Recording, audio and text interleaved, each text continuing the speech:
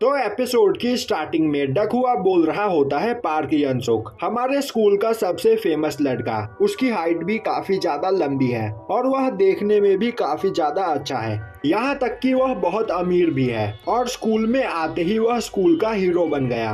और तो और मैं यह देखकर काफी हैरान था कि वह इतना अच्छा गाना गाता है और आज वह मेरे घर पर सिंगिंग प्रैक्टिस करने के लिए आया है। अब यंसुक डकहुआ को उसे अपने घर बुलाने के लिए थैंक्स करता है। वहीं डकहुआ काफी ज्यादा घबराया हुआ होता है क्योंकि वह सोच रहा होता है कि यंसुक काफी अमीर है और उसने यंसुक को अपने घर बुलाया है।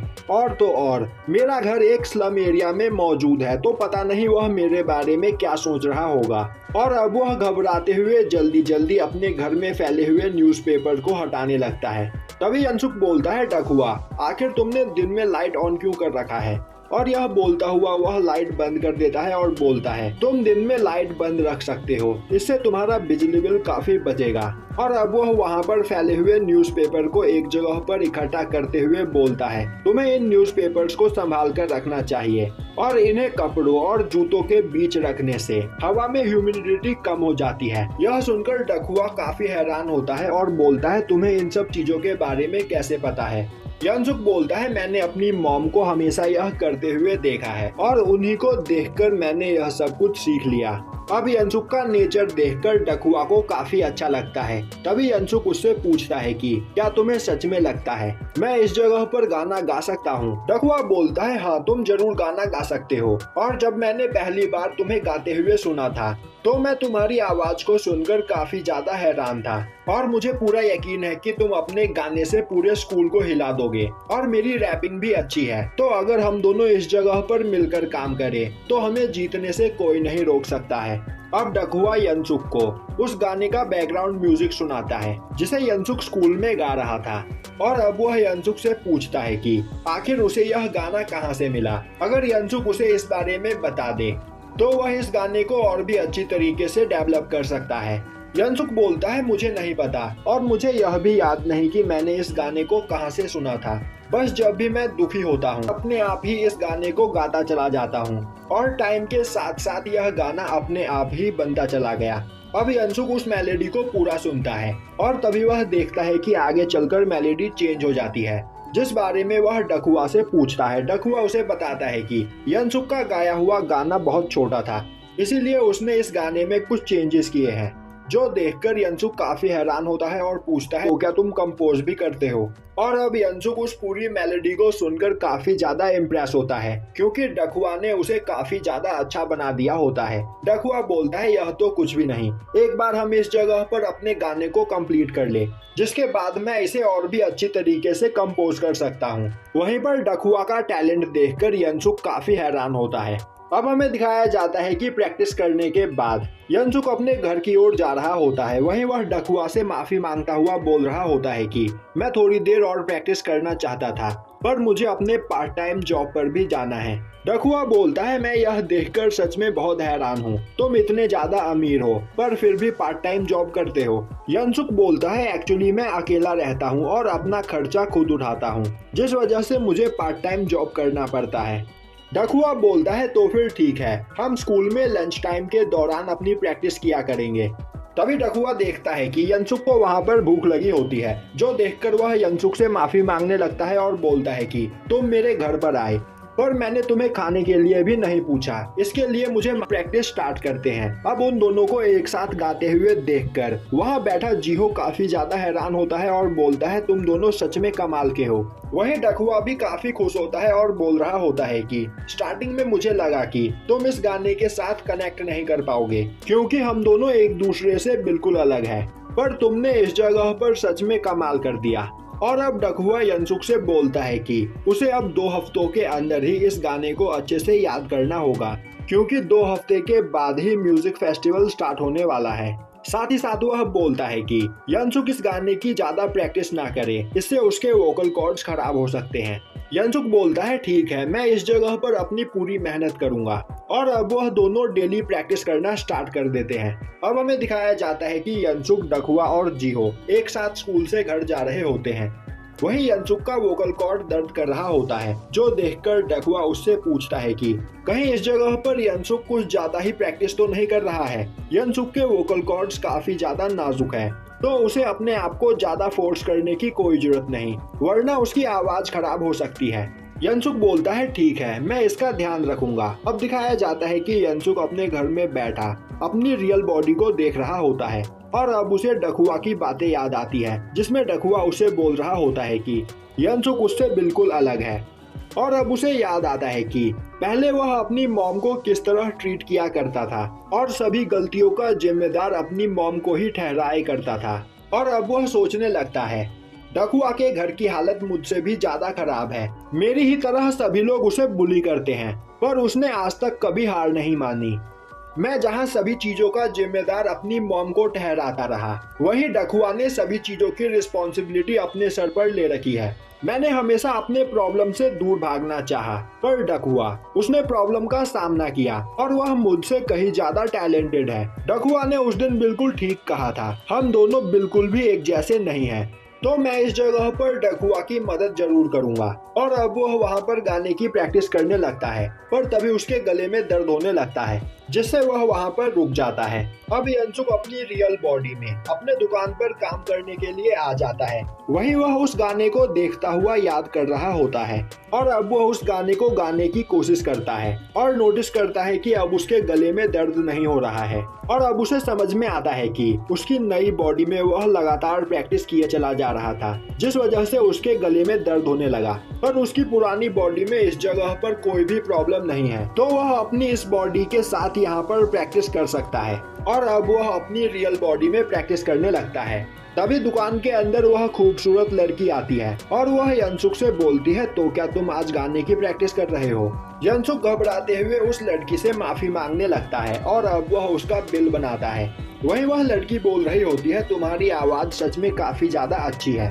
और अब वह यनसुक को एक पिल देते हुए बोलती है कि इस पिल को खाने से तुम्हारे गले में दर्द नहीं होगा और तुम अच्छे से प्रैक्टिस कर पाओगे। और अब वह लड़की यनसुक को गुड लक बोलकर वहां से चली जाती है, जिसके बाद यनसुक उन पिल्स को खाकर वहां पर अपने गाने की प्रैक्टिस करने लगता है। अब हमें दिखाया जाता है कि स्कूल में यनसुक और डकुआ अपना गाना रिकॉर्ड करके सुनते हैं और तभी डकुआ बोलता है यनसुक मैंने तुमसे कहा था ना कि इस जगह पर तुम्हें ज्यादा प्रैक्टिस नहीं करनी चाहिए। यनसुक बोलता है क्या मुझसे कोई गलती हो गई है। डकुआ बोलता है मैं जानता हूँ इस जगह पर तुम बहुत ज्यादा प्रैक्टिस कर रहे हो। यनसुक बोलता है नहीं मैंने इस जगह पर बिल्कुल भी प्रैक्टिस नहीं की। वहीं वह सोच रहा होता है मैंने इस बॉडी में प्रैक्टिस नहीं की बल्कि मैंने अपनी दूसरी बॉडी में प्रैक्टिस की है। तभी डकुआ बोलता है यनसुक तुम सच में एक जीनियस हो, बस 2 दिन के अंदर ही तुमने इस गाने को पूरी तरीके से याद कर लिया और यहाँ पर तुम मेलोडी के साथ अपनी आवाज को भी मैच कर पा रहे हो, यह सच में कमाल की बात है। वहीं बैठा जिहो उन दोनों को ही काफी हैरानी से देख रहा होता है। अब स्कूल खत्म होने के बाद यनसुक अपने घर की ओर चला जाता है। वहीं डकुआ और जिहो एक जगह पर खड़े आपस में बात कर रहे होते हैं। यनसुक सच में जीनियस है, वह हर काम में परफेक्ट है। तभी उस जगह पर हॉबिन अपने साथियों के साथ आ जाता है और डकुआ से पूछता है मुझे पता चला कि तुम यनसुक के साथ म्यूजिक कंपटीशन में पार्टिसिपेट करने वाले हो। डकुआ बोलता है तो क्या हुआ। यह सुनते ही हॉबिन को गुस्सा आ जाता है और वह बोलता है कि इस जगह पर तेरी हिम्मत सच में काफी ज्यादा बढ़ गई है। और अब वह जिहो और डकुआ को पकड़कर एक गली में लेकर जाता है और डकुआ को बुरी तरीके से मारता है। और अब वह जिहो को पकड़कर बोलता है तू भी डकुआ को मार वरना इस जगह पर मैं तुझे मारूंगा।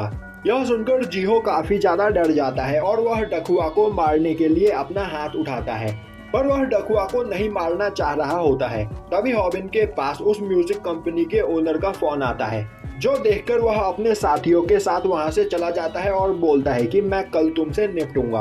अब उन लोगों के वहां से जाते ही जिहो डकुआ से माफी मांगता है। डकुआ बोलता है आखिर तुम मुझसे माफी क्यों मांग रहे हो, उनके बोलने के बाद भी तुमने मुझे नहीं मारा। जिहो बोलता है मैं इस जगह पर सबसे बड़ा लूजर हूँ। अब हमें दिखाया जाता है कि यनसुक अपने रियल बॉडी में मौजूद अपनी दुकान को साफ कर रहा होता है। तभी दुकान के अंदर जिहो और डकुआ आते हैं। अब डकुआ अपना इंट्रोडक्शन देते हुए बोलता है कि जिहो इस जगह पर तुमसे कुछ बात करना चाहता है, पर वह यहाँ अकेले आने की हिम्मत नहीं कर पा रहा था, इसीलिए मैं इसके साथ आया हूँ। वहीं खड़ा यंसुक सोच रहा होता है, हाँ मैं तो भूल ही गया था कि मैं इस बॉडी में डकुआ से पहली बार मिल रहा हूँ। और अब वह उन दोनों से बात करने के लिए दुकान के बाहर एक जगह पर आता है। अब जिहो बोलता है, मेरी इस जगह पर अकेले आने की हिम्मत नहीं हो रही थी, इसीलिए मैं डकुआ को अपने साथ लेकर आया। क्या तुम्हें याद है कि कुछ लड़कों ने मुझे तुम्हारे दुकान से चार्जर चुराने के लिए भेजा था और फिर उन्होंने मुझे मारने की धमकी देकर तुम्हें मेरे हाथों से पिटवाया भी था। सच कहूँ तो बचपन से ही वह लड़के मुझे बुली करते हुए आ रहे हैं, इसीलिए न चाहते हुए भी उस दिन मुझे तुम्हें मारना पड़ा। यंसुक बोलता है, तुम्हें परेशान होने की कोई जरूरत नहीं, मुझे उस बात का बुरा नहीं लगा, वह करना तुम्हारी मजबूरी थी। जिहो बोलता है, मैं इस स्कूल में इसीलिए आया था क्योंकि मुझे फैशन में काफी ज्यादा इंटरेस्ट था, पर मैंने कभी भी यह नहीं सोचा था कि इस स्कूल में ऐसे लोग भी मौजूद होंगे। डकुआ बोलता है, तुमने बिल्कुल सही कहा, मैं भी एक रैपर बनना चाहता था, इसीलिए मैंने यहाँ पर वोकल क्लास को ज्वाइन किया। तभी यंसुक बोलता है, हम तीनों एक जैसे हैं, पिछले स्कूल में लोग मुझे भी बुली किया करते थे और अब वह तीनों एक दूसरे से वहाँ पर बात करने लगते हैं और एक दूसरे को बताने लगते हैं कि उन्हें आज तक बुलीज ने किस किस तरीके से बुली किया है। अब यंसुक उन दोनों को अपने बुली होने की कहानी सुनाता है, जो सुनकर जिहो और डकुआ की भी हालत खराब हो जाती है। तभी जिहो बोलता है, वैसे जब से यंसुक हमारे स्कूल में आया है इस जगह पर धीरे धीरे सब कुछ चेंज होने लगा है। पहले मुझे लगा था कि वह भी दूसरों की ही तरह है और वह भी अब कमजोरों को यहाँ पर बुली करेगा, पर उसकी वजह से यहाँ पर जिनसोंग सुधर गया। तभी डकुआ बोलता है, जब यंसुक ने मुझसे दोस्ती करने की कोशिश की थी तब मुझे लगा था कि वह भी हॉबिन की तरह मेरा फायदा उठाना चाहता है, पर यंसुक सच में एक अच्छा इंसान है और अब मुझे लग रहा है कि यंसुक बिल्कुल मेरी ही तरह है। तभी उस जगह पर वास्को आ जाता है और बोलता है, तो क्या तुम तीनों सच बोल रहे हो? अब वास्को को देखते ही वह तीनों डर जाते हैं और अब डकुआ वास्को को थैंक्स करने लगता है। तभी वास्को बोलता है, मैंने इस जगह पर जो पूछा है मुझे उसका जवाब दो, क्या सच में यंसुक एक अच्छा इंसान है? अब डकुआ और जिहो हमें जवाब देते हैं और बोलते हैं कि वह एक अच्छा इंसान है और हमेशा हमारी मदद करता है। तभी वास्को यंसुक से बोलता है, पर मैंने उसे तुम्हारी मदर से पैसे लेते हुए देखा था, वह वहाँ पर झूठ बोलकर तुम्हारी मदर से पैसे ऐंठ रहा था। अब यह सुनकर यंसुक को सब कुछ समझ में आ जाता है और वह बोलता है कि नहीं, उस दिन उसने मेरी मदर से कोई भी झूठ नहीं बोला था, उस दिन मेरी मदर ने उसे बस कॉफी के पैसे दिए थे। अब यह सुनकर वास्को को भी सब कुछ समझ में आ जाता है और अब वह उन तीनों को थैंक्स करते हुए बोलता है, मैं इतने दिनों से यंसुक को गलत समझ रहा था, पर अब मैं यहाँ पर सब कुछ अच्छे से समझ गया हूँ और तुम तीनों, तुम्हें इस जगह पर ट्रेनिंग करनी चाहिए, ट्रेनिंग करके तुम पावरफुल बन सकते हो, जिसके बाद कोई भी तुम्हें कभी भी बुली नहीं करेगा और अगर तुम चाहो तो ट्रेनिंग करने के लिए मेरे पास आ सकते हो। और यह बोलकर वह वहाँ से चला जाता है। अब हमें दिखाया जाता है कि अगले दिन स्कूल में डकुआ अपने पूरे गाने की मेलोडी बनाकर लाया होता है और अब यंसुक उस मेलोडी के साथ अपने गाने को गाता है, जो देखकर डकुआ और जिहो काफी ज्यादा हैरान होते हैं और अब डकुआ और जिहो यंसुक की तारीफ करते हुए बोलने लगते हैं कि वह सच में एक बहुत बड़ा जीनियस है और उसने 10 दिन के अंदर ही इस गाने को अच्छे से मास्टर कर लिया। वहीं खड़ा यंसुक सोच रहा होता है, पिछले 10 दिनों से मैं दोनों बॉडीज में लगातार प्रैक्टिस कर रहा हूँ, इसी वजह से मैं इस गाने को इतनी अच्छी तरीके से याद कर पाया हूँ।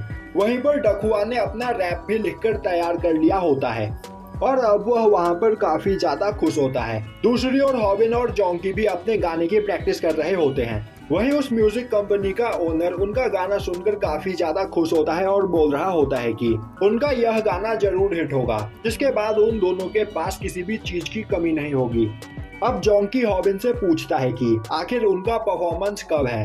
हॉबिन उसे बताता है कि वह सेकंड लास्ट परफॉर्म करने वाले हैं, जो सुनकर जोंकी बोलता है वह लास्ट में परफॉर्म करना चाहता था, जिससे सभी लोग उनके गाने को ध्यान से सुनते।